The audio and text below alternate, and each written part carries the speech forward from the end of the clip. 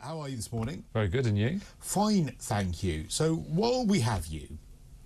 Here we go. No, but without going into the details of the case, because obviously proceedings are active, but one of the things that drove this vacuum of information, or this lack of information, and the catalyst for a lot of these protests that have turned violent, was the fact that the suspect in this attack in Southport couldn't be named. But that has been named now. That has been named now. By the judge. But that's quite rare. It does happen. Yeah, the judge is like, let's just get on with this and get it out there. What are the reasons that a 17-year-old wouldn't normally be named? Well, his family is a big concern, just because we've got one person that... I mean, public safety is one of the paramount concerns. So just because we have someone that's committed a crime... Allegedly. It may be... Yes, just because someone's been alleged to commit a crime, it may be safer not to name them, to, one, protect them, because let's say they are innocent. I mean, there's a lot of talk about victim support, but not everybody's convicted of a crime. You know, people do get misconvicted. There are miscarriages of justice, and if you name someone too early on, and you've got the wrong person, well, you could turn their life, because you've got the public opinion, the court of public opinion that ruins them. But there is a blanket rule, isn't there, if you're under 18, that you are not named unless there is a judge that has intervened, as they have in this case. That's right, yeah. Is there an argument to say that actually we should be naming 16 and 17-year-olds? There was a paper that came out by the judiciary in the Decas around 2014 that talked about young, in particular, it homed in on young male offenders under the age of 25, and it talked about the male brain and how it's not fully formed until a man reaches 25, and it followed that they therefore didn't understand the repercussions of their actions, and it did advise judges to be more lenient when sentencing offenders under the age of 25. So in some ways, young men turn their lives upside down and ruin their lives by bad decisions because they haven't really matured yet. That's not to forgive this particular case and this particular 17-year-old. I mean, the crime is just heinous, but... Yeah, but again, we don't know that this 17-year-old is still a suspect. That's right. And this person may not have carried it out. There may be they may not be the person that has actually done this. It's important we point this out whilst... But I just think in a more general conversation... You've got to make sure you got it right, because you only get one chance at this. Yeah, but I see the disconnect between a lot of people who would say, I think, would argue, look, it's not fair to name a 16 or 17-year-old that is suspected of a heinous crime because they are still a child in the eyes of the law, will be the same person that will say, well, actually, hang on, you can go and fight for your country, and maybe we should be lowering the voting age to 16. Well, I think we should be upping the voting age to 25.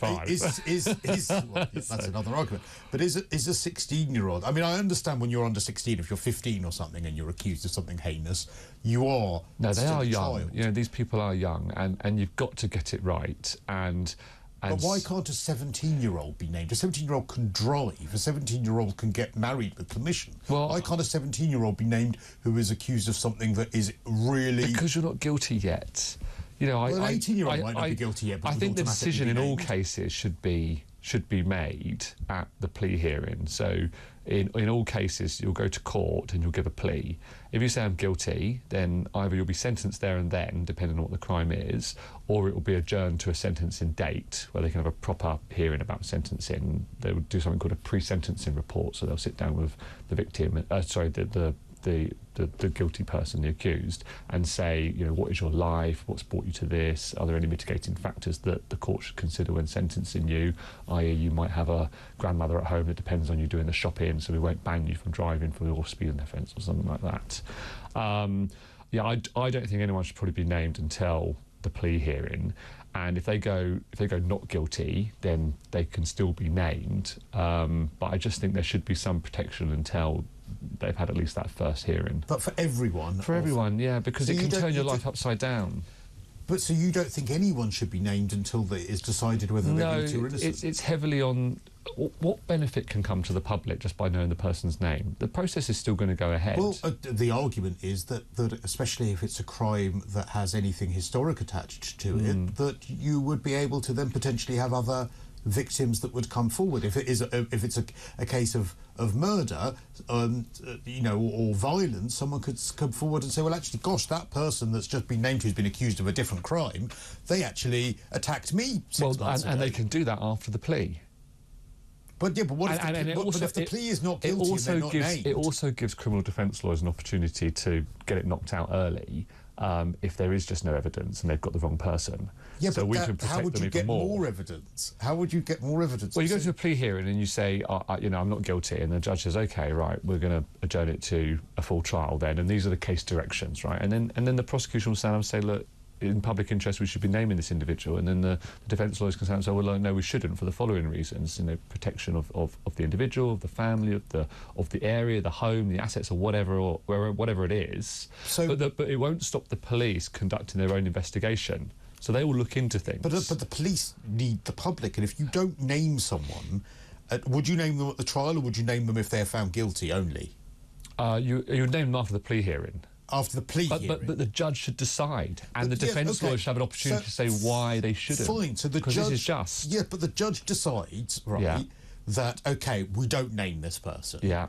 And then it gets to the trial and they're found not guilty. And then afterwards, someone comes forward and says, well, now first, would you not have them named at the trial if they weren't named? Well, it wouldn't stop the police pursuing their avenues of investigation. Yes, but it would stop one of the ways in which the avenues of investigation would rely on is members of the public coming forward with information. Well, if you don't know the name of someone who's accused of a crime, how would the public know to come forward? I see that point, but I still think that those issues, and the issues that you raise as well, should be ventilated in a courtroom. And of course, if it is going to hinder a police investigation, that will be an argument made by the prosecution. But you would also, by your logic, if you were to not have people named, there could potentially be vacuums like we've seen this week.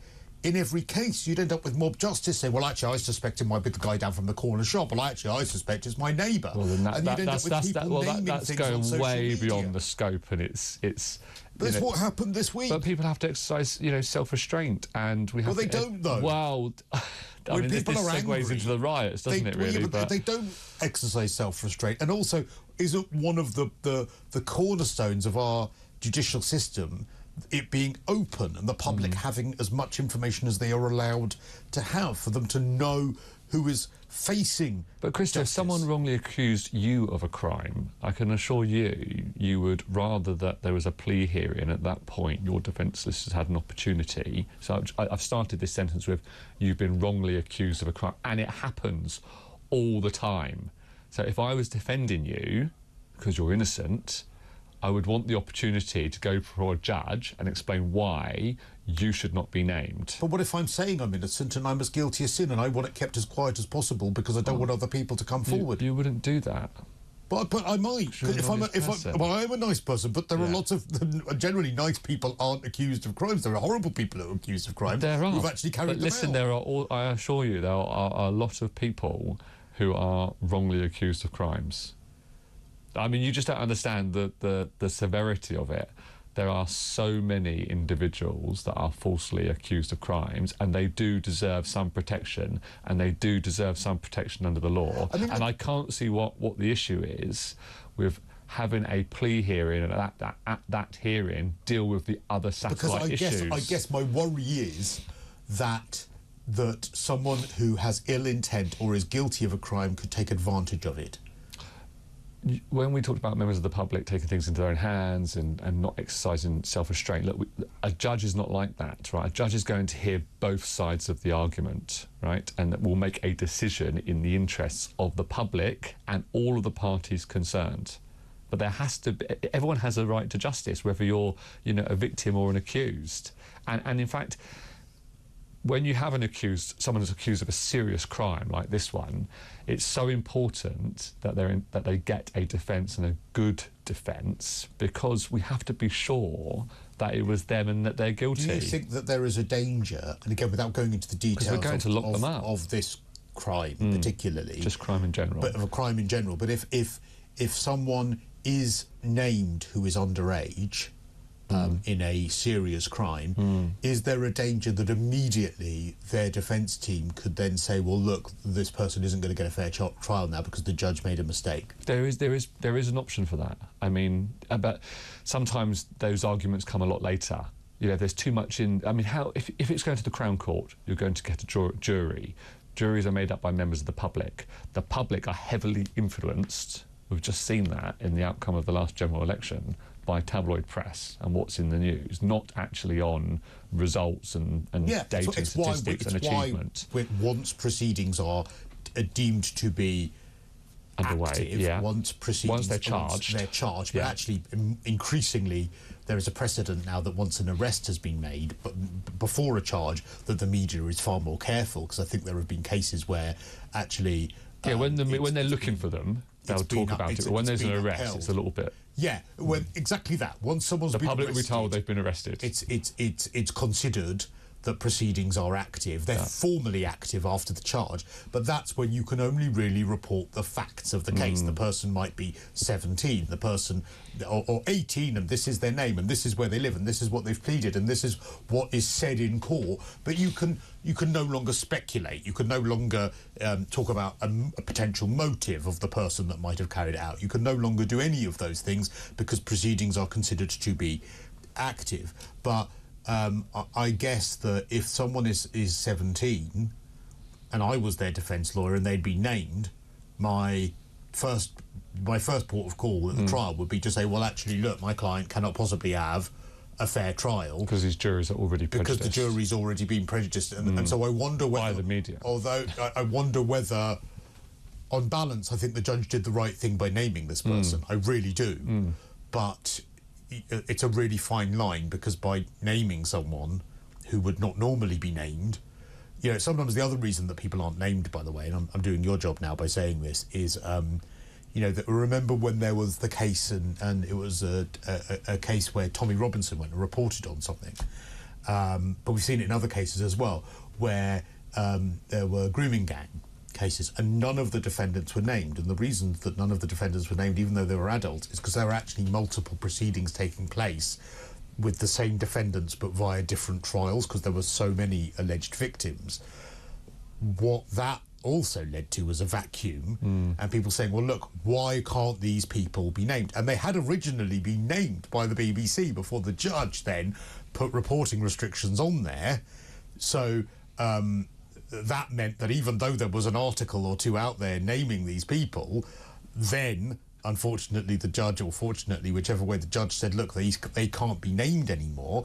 And even then, when one or two of them were found guilty, they still couldn't be named, because there were other cases that were still ongoing with different juries which would have been prejudiced by them being found guilty. Well, again, all of that leads to people saying, well, this isn't open, this is closed justice, this isn't a good thing. No, it isn't. That's not right. What do you mean it's not right? It's not closed justice. Yeah, but that's what people think. I know, but it really isn't. You know, the police do a very good job in a lot of cases of following lines of inquiry without the public. I'm not saying I agree with those people. But what I'd say to the public when they say we have a right to know, this is what a lot of them say, we have a right to know the name.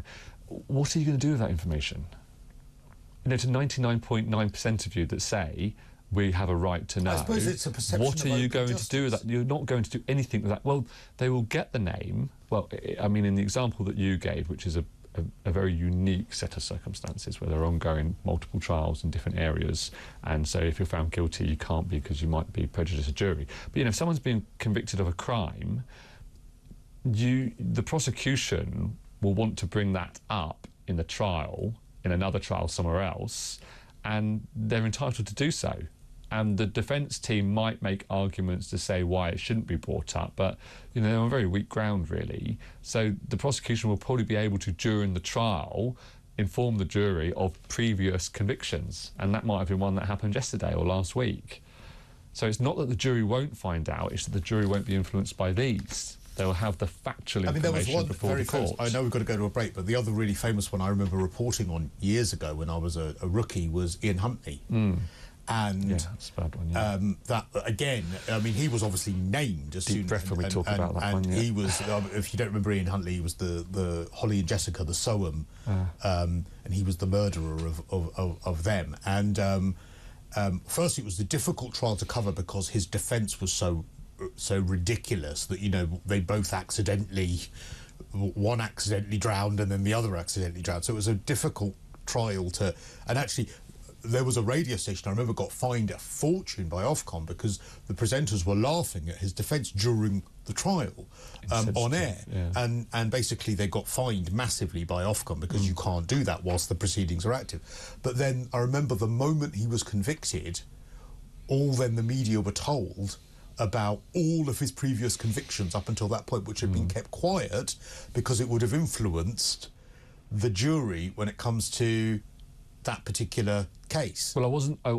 obviously wasn't in court, but I should imagine those things would have come out anyway when they were talking about previous convictions. So do you think those things would have come out in court but just weren't reported by the media, or do you think that they weren't in court? I would have thought they were restricted for the media on reporting on them to prevent. I mean, these papers are the single most influential factor of a jury. And social media. Reading stories, you know, tragic stories, you know, this person's been arrested and that, you know, there's a they don't always say they've done it, you know, and they're guilty, but you can read between the lines. But there's an inference. But I didn't realise that. So in court, if someone is accused of you bring up a violent crime, you're allowed to bring up their previous. It's just the media generally You'd can't have to say they had a report it. propensity to do this. You know, Okay. even foreign crimes come up. Yeah, you know, but the media generally isn't allowed to report that because it might influence the jury in the way in which they report it, other than the parameters of court. Absolutely right. Yeah, okay. Not in a factual way, because in but court it's in a very controlled environment. Objective rather than subjective. If the media start reporting it, with headlines, we could just grab the paper, like anarchy, you know, was it anarchy? It's just these big